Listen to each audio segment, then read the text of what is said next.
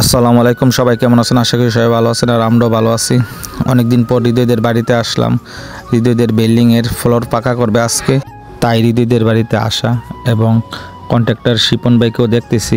শিপন ভাইও কাজ করতেছে এবং কাজের লোকদেরকে সব কিছু দেখা দিতেছে কীভাবে কাজ করবে। তাই শিপন ভাই ঘুরে ঘুরে সব কিছু দেখতেছে, সব কিছু ঠিক আছে কিনা, পলিটিং কাগজগুলা ঠিক মতো পড়ছে কিনা এবং নেপে নেপে সব কিছু দিতেছে। এইদিকে আমার ভাতিজা রিয়ানো আইসা গেল ছাদের উপরে উঠটা সব কিছু দেখতেছে।